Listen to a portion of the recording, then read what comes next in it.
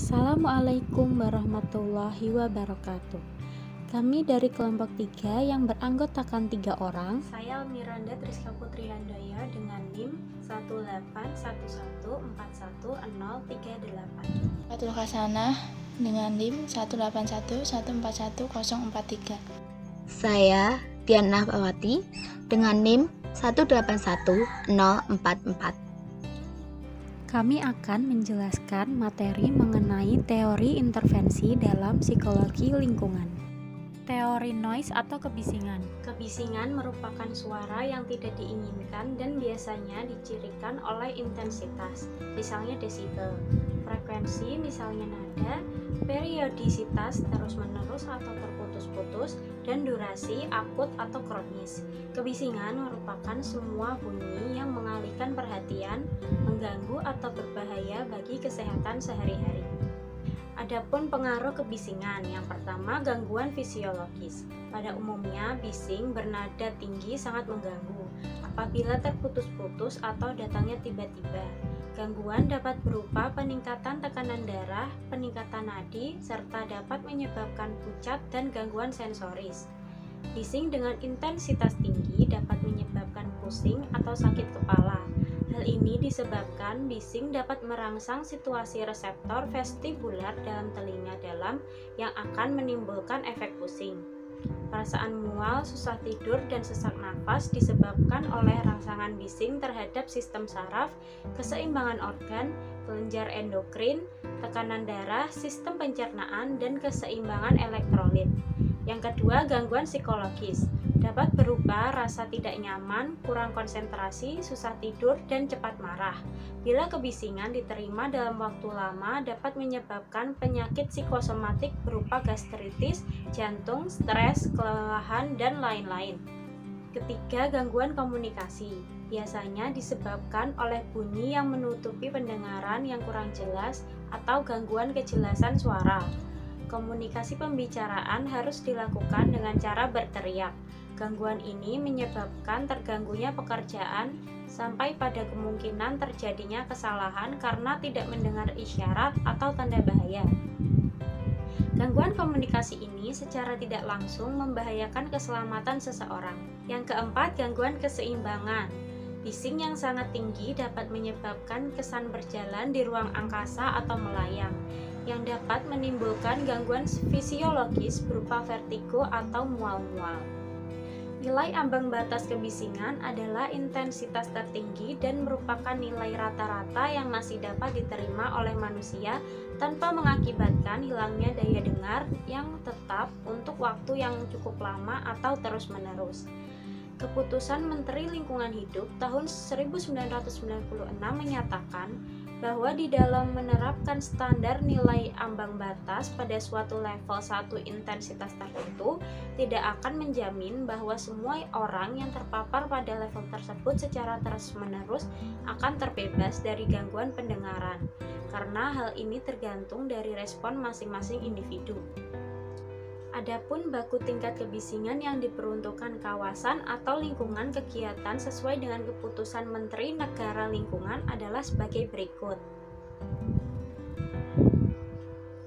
Tipe-tipe kebisingan. Yang pertama, kebisingan impulsif, yaitu kebisingan yang datangnya tidak secara terus-menerus akan tetapi sepotong-sepotong. Kedua, kebisingan kontinu, yaitu kebisingan yang datang secara terus-menerus dalam waktu yang cukup lama. Tiga, kebisingan semi-kontinu, yaitu kebisingan kontinu yang hanya sekejap, kemudian hilang dan mungkin akan datang lagi. Pengukuran kebisingan dilakukan untuk memperoleh data kebisingan di perusahaan atau di mana saja dan mengurangi tingkat kebisingan tersebut sehingga tidak menimbulkan gangguan. Adapun alat yang dapat digunakan dalam pengukuran kebisingan yaitu sound level meter, merupakan alat pengukur level kebisingan. Alat ini mampu mengukur kebisingan di antara 30 hingga 130 desibel dan frekuensi-frekuensi dari 20 hingga 20.000 Hz. Kemudian noise dosimeter merupakan alat yang digunakan untuk memonitor dosis kebisingan yang telah dialami oleh seorang pekerja. Pengendalian kebisingan secara umum harus merujuk pada penataan bunyi yang akan melibatkan 4 elemen, yaitu sumber suara, media, penerima bunyi, dan gelombang bunyi. Pengurangan kebisingan dapat dilakukan pada 3 aspek, yaitu sumber, media, dan penerima. Nah, saya akan menjelaskan mengenai teori cuaca. Pengertian dari cuaca menurut Kartasupatra merupakan keadaan atau situasi atmosfer atau udara yang sifatnya berubah-ubah dari waktu ke waktu dan dalam kondisi waktu tertentu pada wilayah tertentu yang relatif sempit dan jangka waktu singkat. Cuaca terbentuk dari gabungan beberapa unsur yang hanya bertahan di beberapa jam saja. Unsur-unsur tersebut diantaranya yang pertama suhu udara. Menurut Kartasupatra, suhu adalah derajat panas atau dingin yang diukur berdasarkan skala tertentu. Satuan suhu digunakan adalah derajat Celcius. Dengan skala 100, ditetapkan titik didih air 1 derajat dan titik lebur es 0 derajat, atau dapat dinyatakan dalam Fahrenheit yang menetapkan titik didih air 212 derajat Fahrenheit dan titik lebur es 32 derajat Fahrenheit. Selanjutnya, unsur yang kedua adalah tekanan udara. Tekanan udara berubah sesuai dengan tempat dan waktu. Tekanan udara diukur berdasarkan tekanan gaya pada permukaan dengan luas tertentu. Kemudian, unsur selanjutnya kelembapan udara. Kelembapan udara menurut Kartasupatra merupakan banyaknya kadar uap air yang ada di udara. Terdapat beberapa istilah dalam kelembapan, yakni yang pertama kelembapan mutlak. Kelembapan mutlak adalah massa uap air yang berada dalam satu satuan udara. Kemudian, istilah kedua, kelembapan spesifik. Kelembapan spesifik merupakan perbandingan massa uap air di udara dengan satuan massa udara. Kemudian, yang ketiga, kelembapan relatif merupakan perbandingan jumlah uap air di udara dengan jumlah maksimum uap air yang dikandung udara pada temperatur tertentu. Dinyatakan dalam persen, angka kelembapan relatif dari 0 sampai 100%, di mana 0 artinya udara kering, sedangkan 100% artinya udara jenuh dengan uap air di mana akan terjadi titik-titik air. Kemudian unsur selanjutnya curah hujan. Menurut Kartasupatra, hujan merupakan salah satu bentuk presipitasi uap air berasal dari awan yang terdapat di atmosfer. Bentuk presipitasi lainnya adalah salju dan es. Untuk dapat terjadi hujan diperlukan titik-titik kondensasi, amoniak, debu, dan asam belerang. Titik-titik kondensasi ini mempunyai sifat yang dapat mengambil uap air dari udara. Kemudian unsur yang terakhir adalah angin. Menurut Kartasupatra, angin merupakan gerakan atau perpindahan massa udara dari satu tempat ke tempat yang lain secara horizontal. Massa udara adalah udara dalam ukuran yang sangat besar, yang mempunyai sifat, temperatur, dan kelembapan seragam dalam arah yang horizontal.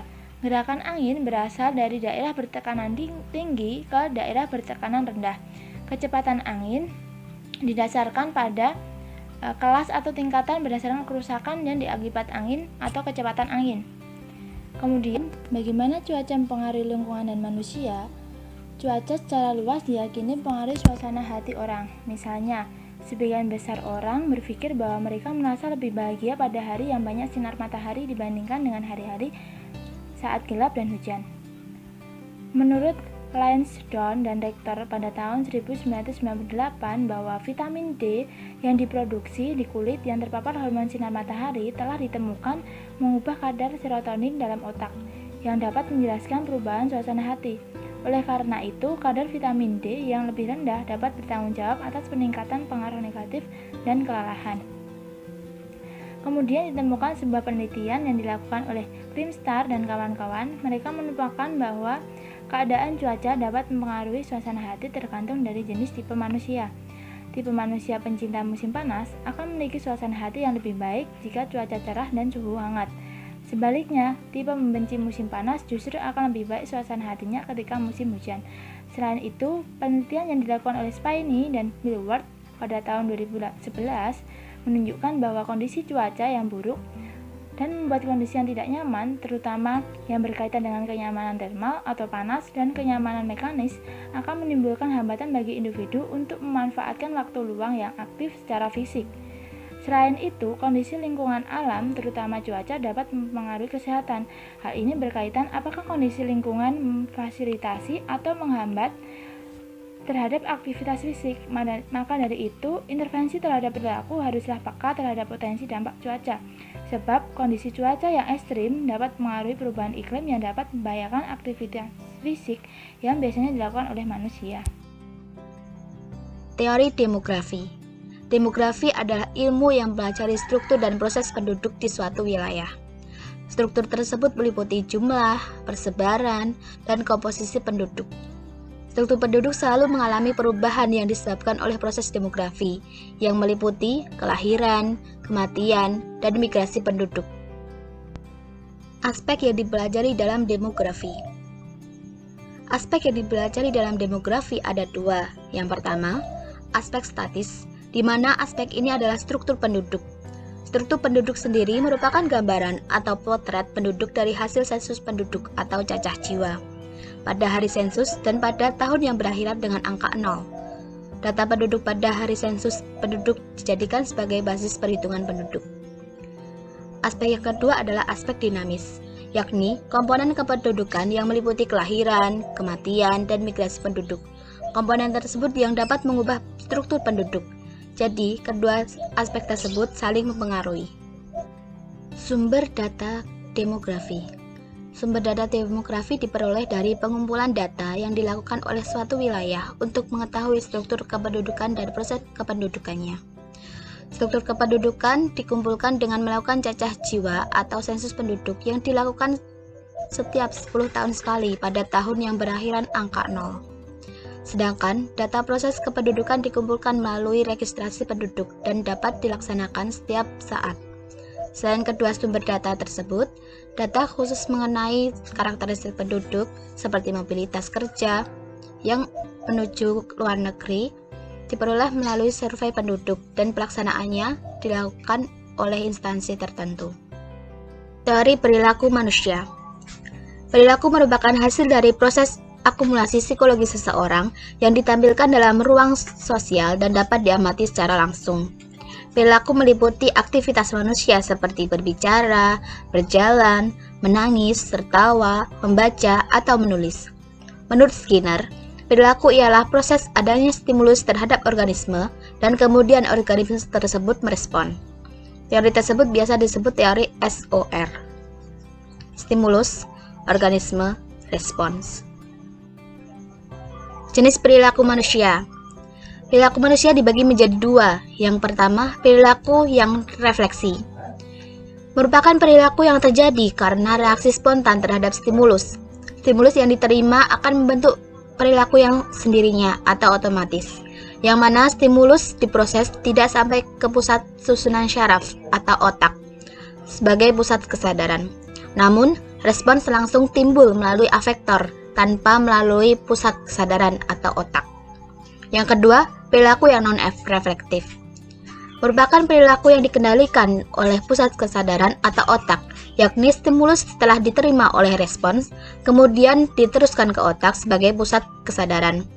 Baru kemudian terjadi respons melalui afektor. Faktor-faktor yang mempengaruhi perilaku manusia. Yang pertama, genetika. Ialah faktor biologis yang melatar belakangi timbulnya perilaku pada seseorang. Yang kedua, sikap. Ialah suatu ukuran tingkat kesukaan seseorang terhadap perilaku tertentu. Yang ketiga, norma sosial. Ialah perilaku tekanan sosial. Yang keempat, kontrol perilaku pribadi. Ialah kepercayaan seseorang mengenai sulit tidaknya melakukan suatu perilaku. Cara pembentukan perilaku manusia. Cara pembentukan perilaku manusia ada 3 hal. Yang pertama, kebiasaan. Seseorang dapat berperilaku seperti yang diharapkan sesuai kebiasaan. Misalnya, anak dibiasakan bangun pagi, menggosok gigi sebelum tidur, atau mengucapkan terima kasih bila diberi sesuatu dari orang lain. Cara ini didasarkan atas teori belajar conditioning oleh Pavlov, Tamtik, dan Skinner. Yang kedua, pembentukan perilaku dengan pengertian atau insight. Perilaku terbentuk atas dasar pengertian dari dalam diri seseorang dan kesadarannya. Maka tercapailah pembentukan perilaku dengan pengertian. Misalnya, datang kuliah jangan sampai terlambat, karena hal tersebut dapat mengganggu teman-teman yang lainnya. Yang ketiga, pembentukan perilaku dengan menggunakan model. Model adalah patokan seseorang untuk berperilaku. Misalnya, orang tua menjadi contoh bagi anak-anaknya. Cara ini didasarkan atas teori belajar sosial atau social learning theory atau observational theory yang dikemukakan oleh Bandura. Teori perilaku manusia. Yang pertama, teori insting. Insting merupakan perilaku bawaan dan akan mengalami perubahan karena pengalaman. Teori ini dikemukakan oleh McDougall. Menurutnya, perilaku berbentuk atas dasar insting. Yang kedua, teori dorongan. Dorongan-dorongan ini berkaitan dengan kebutuhan-kebutuhan organisme yang mendorong organisme untuk berperilaku. Menurut Hall, bila organisme mempunyai kebutuhan dan organisme ingin memenuhi kebutuhannya, maka terjadi ketegangan dalam diri organisme. Bila organisme berperilaku dan dapat memenuhi kebutuhannya, maka akan terjadi pengurangan atau reduksi dari dorongan-dorongan tersebut.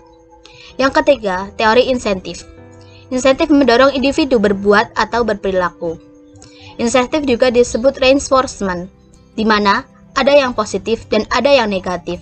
Contohnya, positif ini berkaitan dengan hadiah. Jadi, seseorang akan berperilaku karena mendapatkan hadiah. Lalu, untuk yang negatif, itu karena ada hukuman. Begitu. Dan akan berakibat pada menghambatnya perilaku. Yang keempat, teori atribut. Teori oleh Wertheimer ini menjelaskan tentang sebab-sebab perilaku yang disebabkan oleh disposisi internal seperti motif dan sikap atau keadaan eksternal.